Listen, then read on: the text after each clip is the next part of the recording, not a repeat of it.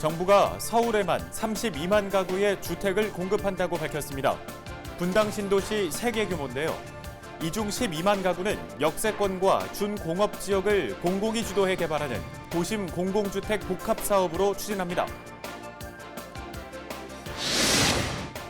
양천구가 정부 3차 재난지원금 대상에서 제외된 소상공인에게 지원금을 지급합니다. 지난 12월과 1월 사이 집합금지를 이행했지만 정부 지원금을 받지 못한 학원의 경우 50만 원을 지원받습니다.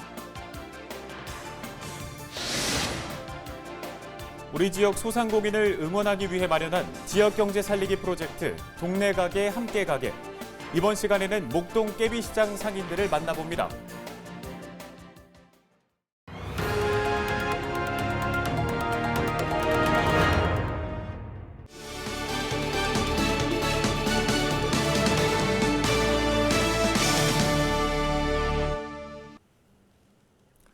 시청자 여러분 안녕하십니까? 헬로티비 뉴스입니다. 먼저 우리 지역의 코로나19 발생 현황부터 살펴보겠습니다. 5일 0시 기준 서울의 코로나19 신규 확진자 수는 126명입니다. 이 중 집단 감염은 26명, 병원 요양시설 관련 감염은 14명, 감염 경로 조사 중은 34명입니다. 주요 집단 감염은 중랑구 소재 아동 관련 시설 8명, 강북구 소재 사우나 7명, 동대문구와 성동구 소재 병원 10명, 중구 소재 복지시설 관련 2명입니다. 5일 오전 10시 기준 양천구의 누적 확진자 수는 910명, 은평구는 990명입니다. 양천구가 제3차 재난지원금 대상에서 제외된 업소에 지원금을 지급합니다. 정부의 고강도 사회적 거리두기에 따라서 집합금지와 영업 제한을 이행했음에도 버팀목 자금을 받지 못한 업소들이 대상이 될 것으로 보이는데요. 관련 내용 양천구청 교육지원과 김주환 팀장 연결해서 얘기 들어봅니다. 네, 팀장님 안녕하세요. 안녕하세요. 예, 양천구가 제3차 재난지원금 대상에서 제외된 업소에 대해서 지원금을 지급한다고요. 우선 이들 업소가 3차 재난지원금 대상에서 제외된 이유는 뭔가요? 네, 정부 3차 재난지원금은 코로나19 확산으로 집합금지 또는 영업 제한 조치되었거나 매출이 감소한 소상공인에 대해 버팀목 자금으로 지원하기 때문에 소상공인 기준을 초과하는 업소나 학원은 지원금 대상에서 제외가 됩니다. 네, 그렇다면 양천구의 이번 지원금 구체적으로 어떤 업소에 어떤 규모로 지급될 예정인지 궁금합니다. 또 이 사업주 1인이 여러 개의 사업체를 갖고 있는 경우에는 어떻게 되는지도 알려주시죠. 2020년 12월 8일부터 2021년 1월 3일 기간 동안 집합금지를 이행한 학원 중 3차 재난지원금을 받지 못하는 학원에 각 50만 원씩 지원할 예정이며 또한 2020년 12월 5일부터 2021년 1월 17일 기간 동안 집합금지와 영업 제한을 이행한 업소 중 헬스장, 수영장, 사격장 등 실내 체육시설과 PC방, 오락실, 키즈카페 등 문화유통업소에 대해서도 각 100만 원씩 지원할 예정입니다. 그리고 사업주 1인이 여러 개의 사업체를 갖고 있는 경우에는 3차 재난지원금 지원 기준과 동일하게 한 개 사업체에 대해서만 지원할 예정입니다. 예, 이번 지원금 지급이 설 연휴 전에 이루어질 예정이라고요. 본인이 지원 대상인지는 어떻게 확인할 수 있는지, 또 어떻게 신청하면 되는지도 알려주시죠. 네, 지원 대상은 소상공인 기준을 초과하여 3차 재난지원금을 받지 못하는 업소가 대상이 되므로 소상공인 기준인 2020년 매출액 10억 원 초과 또는 상시근로자 5인 이상인지 여부를 판단하여 관할 세무서 등에서 표준 재무제표 증명 등 구비 서류를 발급받아 기존에 안내드린 메일로 보내시거나 직접 방문 신청하시면 되겠습니다. 네, 지원을 받지 못했던 많은 사업주들에게 희소식이 될 것 같은데요. 본인이 지원 대상이 맞는지 꼼꼼하게 확인하시고 또 빠르게 신청하시기 바랍니다. 도움 말씀 잘 들었습니다. 지금까지 양천구 교육지원과 김주환 팀장이었습니다. 다음 소식입니다. 정부가 주택 공급 방안을 내놨습니다. 정부는 재개발, 재건축을 공공이 주도하고 역세권 등 서울 도심을 고밀 개발해 주택 공급량을 확보한다는 계획입니다. 손석혜 기자가 주요 내용 정리했습니다. 목표 물량은 서울에만 32만 가구입니다. 분당 신도시 3개, 강남 상구 아파트 수와 유사한 규모입니다. 32만 가구 중 12만 가구는 역세권과 준공업지역, 저층 주거지역을 개발하는 도심 공공주택 복합사업으로 추진합니다. 공공이 지구 지정으로 땅을 확보하고 토지주 3분의 2가 동의하면 사업이 확정되는 방식입니다. 땅 주인에게는 기존 자체 사업 방식보다 10에서 30% 많은 수익을 보장하고 나머지 개발 이익은 도시환경 개선 등 공익 목적으로 활용됩니다. 무엇보다 이들 지역은 각종 규제를 풀어 고밀도 개발을 추진해 목표 물량을 채운다는 게 핵심입니다. 역세권 개발 사업은 용적률을 최대 700%까지 올리고 저층 주거지는 채광이나 높이 기준 등 건축 규제를 완화하기로 했습니다. 이번 대책엔 집을 사고 싶어하는 무주택자를 위한 방안도 담겼습니다. 공공 분양을 늘려 이 중 절반은 일반 분양으로 공급하고 청약 가점이 낮은 30, 40대를 위해 추첨제를 처음으로 도입하기로 했습니다. 헬로티비 뉴스 손성혜입니다.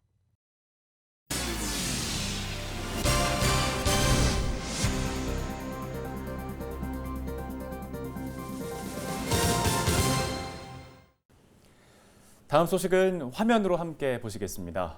강당에 쌓여있는 큼지막한 상자들 보이시죠? 식료품과 방역용품이 들어있다고 하는데요.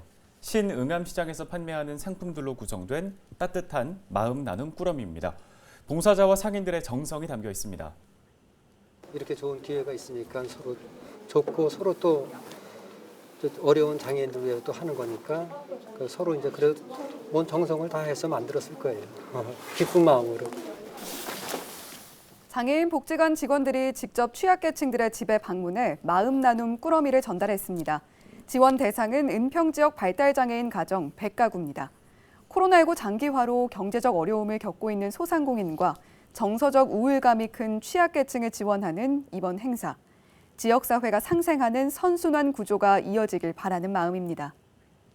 이것이 계기가 돼가지고 좀 더 지역 연대가 더 잘 이루어지고 또 이런 것을 통해서 지역 경제도 더 활성화되고 또 장애인 가정도 더 따뜻한 마음 또 이런 마음을 전달받을 수 있는 계기가 되어지길 좀 소원해 봅니다. 어떻게 신응암시장에서 그 물건을 또 구매해서 직접적으로 한 가게가 아니라 여러 가게에서 물건을 만들어서 꾸러미를 만들어서 또 이렇게 어려우신 분들 우리 장애인 친구들에게 전하는 모습들이 정말 아름다운 모습인 것 같습니다. 이번 지원 사업은 LG 헬로비전의 지역경제 활성화 연중 캠페인인 동네 가게 함께 가게와 연계해 진행됐습니다. LG 헬로비전은 마음 나눔 꾸러미 지원 사업을 지속적으로 확대할 예정입니다.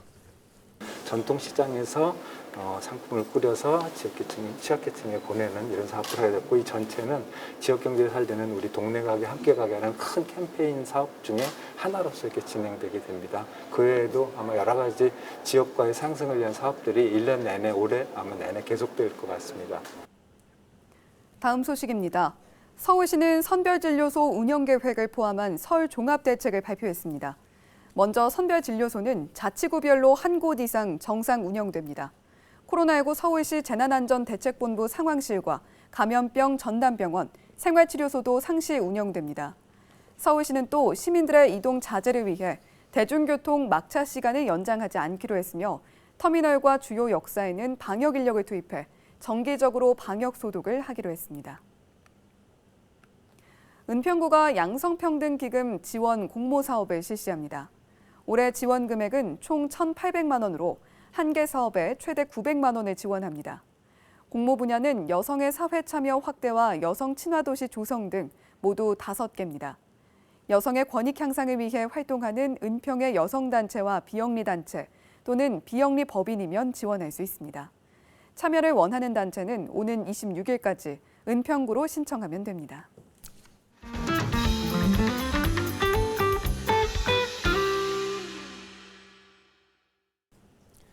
헬로티비 뉴스에서는 우리 지역 소상공인들을 응원하기 위한 지역경제 살리기 프로젝트로 동네 가게 함께 가게 코너를 마련했습니다. 오늘은 두 번째 시간으로 양천구의 목동 깨비시장으로 가보겠습니다. 심다혜 기자입니다.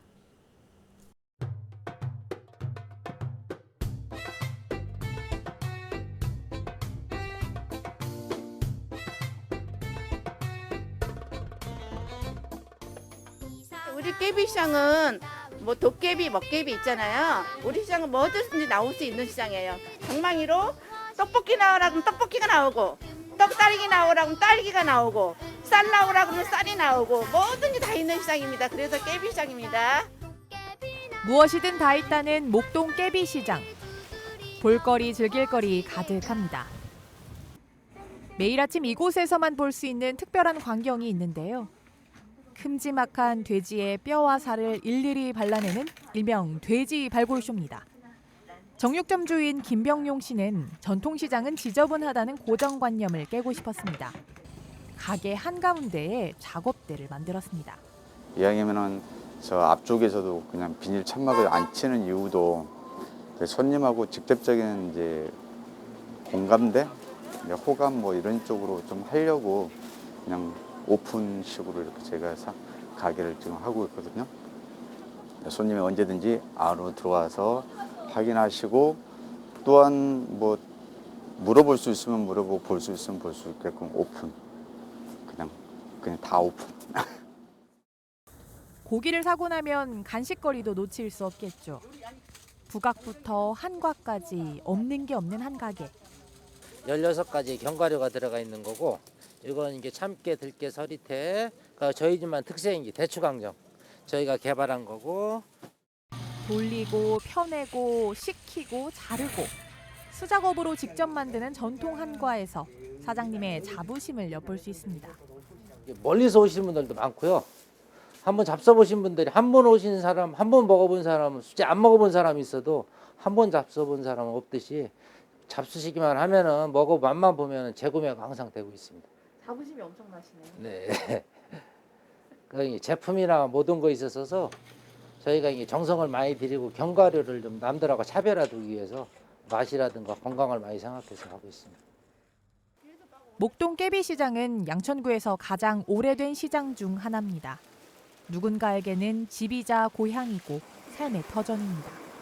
저희 아버지는 여기는 한 40몇 년 전에 오셔가지고 이렇게 과일을 하셔가지고 과일이 되게 잘 됐어요. 지금도 그렇지만 많이 힘들어가지고 이제 작곡으로 바꾼 거고, 작곡으로 바꾸면서 작곡 가게를 저희가 이제 물려받게 된 거고, 44년 정도 했을 거예요, 아마. 이 자리에서만. 이분들 자식들이 그러니까 저한테 형 오빠고 막 그러거든요.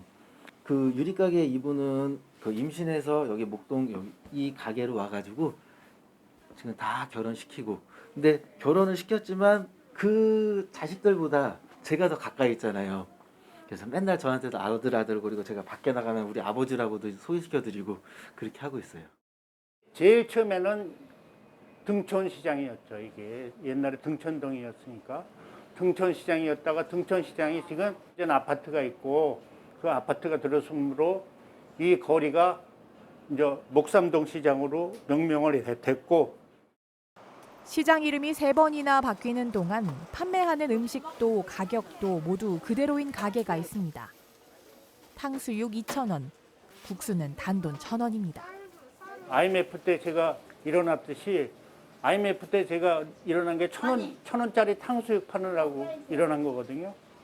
지금 1,000원짜리 국수를 자꾸 올리려도 못 올리는 게 지금까지 힘들게 버텨온 우리 국민들 있잖아요. 코로나. 그냥 우리 집 와서 1,000원짜리 국수, 2,000원짜리 탕수육 먹고 힘내시면서 오면은 좋잖아요.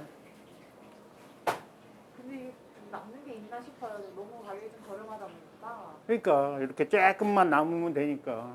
뭐 많이 남으면 좋지만 많이 남으면 우리 오는 손님들한테 굉장히 부담을 주는 거 아니에요? 코로나로 지친 주민들에게 휴식처 같은 공간이 됐습니다.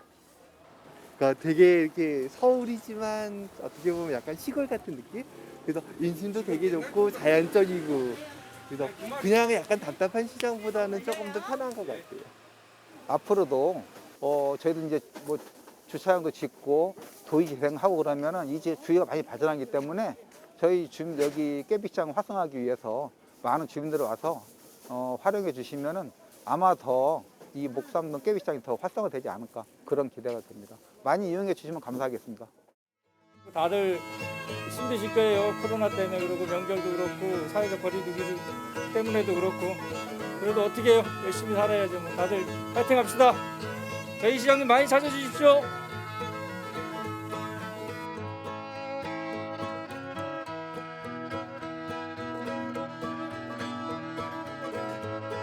동네에서의 소비가 지역 경제를 살립니다. 동네 가게 함께 가게. 여기는 목동 깨비시장입니다. 헬로티비 뉴스 심다혜입니다.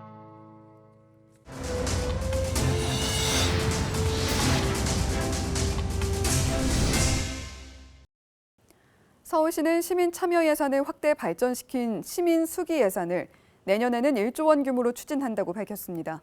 이는 올해보다 4천억 원 늘어난 규모입니다. 시민 수기 예산은 기존 사업에 대해 공론을 통해 예산을 설계하는 수기형 9,300억 원, 시민이 신규 사업을 제안해 예산을 편성하는 제안형 700억 원이 편성됩니다. 시민 수기 예산은 서울시가 예산 편성 과정에 시민 참여를 제도적으로 보장하기 위해 추진하는 사업으로 서울 시민이면 누구나 직접 참여할 수 있습니다. 지역 소식 이어갑니다. 예장이라고 들어보셨는지요? 무예 훈련장을 뜻하는 말입니다. 조선시대 군사들의 무예 훈련장이었던 남산 예장자락이 옛 모습을 잃은 지 한 세기 만에 아픈 역사를 고스란히 담아 공원으로 시민에게 돌아옵니다. 정선미 기자가 다녀왔습니다. 오랜 시간 일반 시민들의 접근이 차단됐었던 예장자락. 일제강점기 때는 조선총독부 관사가, 이후 광복 후에는 중앙정보부가 있던 이 자리가 6년여 만에 역사를 품은 공원으로 재탄생했습니다. 지난 2015년에 시작한 남산 예장자락 재생 사업이 마무리 단계에 접어들었습니다. 명동에서 남산으로 이어지는 이 일대는 옛 TBS와 서울시 남산 제2청사 건물이 있었고, 그 이전엔 일제의 잔재와 군사독재 시절까지 굴곡진 근현대사의 아픔이 남겨져 있습니다. 서울시는 공원터 발굴 과정에서 발견된 조선 총독부 관사터를 그대로 보존해 유구터로 남겼고, 살 한 점 떼어주지 않고는 나갈 수 없어 사람들이 고기 육자를 쓴 육국으로 부르기로 했다는 중앙정보부 육국 자리엔 고문실이 그대로 재현된 전시관이 자리 잡았습니다. 역사에게 편지를 쓸 수 있도록 되어 있습니다. 다시는 국가 폭력에 의한 시민 혹은 국민의 그 주권자의 인권을 침해하는 그런 일이 없도록 하고 그걸 성찰해 볼 수 있는 공간으로서. 공원 지하엔 전 재산을 들여 조국 독립에 헌신했던 독립운동가 우당 이회영 선생을 기념하는 공간이 5월에 문을 엽니다. 사실은 시민들로부터는 굉장히 단절된 그런 공간이었습니다. 이런 공간을 다시 115년 만에 시민들에게 열어드린다는 게 굉장히 의미가 있는 것 같고요. 남산 예장자락의 그런 어떤 장소성, 역사성을 그런 회복하는 계기가 됐습니다. 일제와 국가폭력 등 아픈 역사에서 진정한 광복을 맞이한 남산 예장자락은 오는 5월의 완전한 모습으로 시민을 맞이합니다. TBS 정선미입니다.